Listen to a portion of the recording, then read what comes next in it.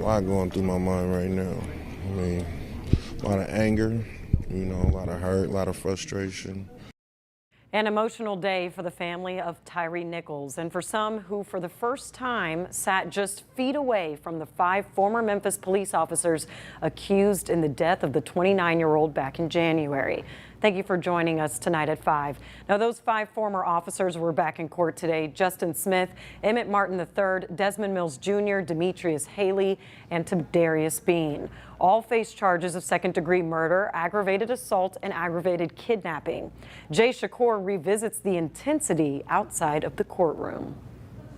Friday marked the first time in more than 4 months that the 5 former Memphis police officers appeared here at 201 Poplar. 2 things stood out today: how the prosecution and the defense will review mountains of evidence in the coming weeks, and the emotional reaction from Tyre Nichols' family as they sat just feet away from the 5 men accused in the 29-year-old's January death. Seeing them in real time and knowing what they did to him, they tortured him, they laughed at him.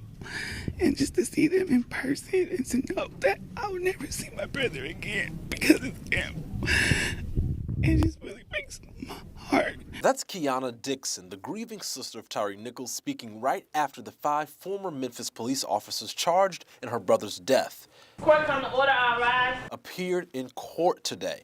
Friday's hearing mainly centering around evidence and discovery between the district attorney's office and the defendant's lawyers. I know they seem to be progressing slowly, but given the amount of information from where all it's coming, things are going fast in terms of discovery. Appearing before Judge James Jones, a motion from 2 of the defendants, Bean and Smith, asking for separate trials. Also before the judge, a motion to release 14 to 15 additional hours of video and more documents to the public. But Judge Jones made no ruling on those requests today. There's still some outstanding evidence that needs to be turned over. I will be reviewing that. I got some experts I need to meet with. Once I do that, I'll see if I need to make any specific requests for additional information. Nichols' mother, Rovon Wells, his brother, Jamal Dupree, his sister, Kiana Dixon, and other family members were all in court for the proceedings. His big brother, Jamal Dupree, speaking to reporters after the court appearance. I just don't understand why they had to kill my little brother. Like why they couldn't show no remorse towards my brother. The family in pain, saying they are waiting for justice. My mom, my sisters, going through it, and it's like to just look at them and they black men just like me. They got brothers just like me.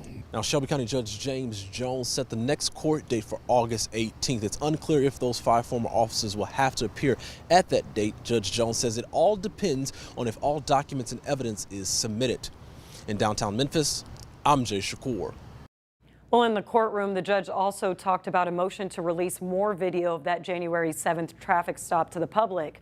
He said he would set a hearing for that at another time. The district attorney's office says there are 14 or 15 more videos showing what happened.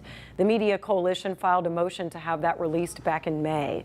The city already posted about 20 hours of video footage today. Nichols' family attorney says they support the video being released. And this will continue to be a big case in our city. We will keep you updated with the latest developments on abc24.com and on our free ABC24 app. You can download that now in the Apple App Store or Google Play.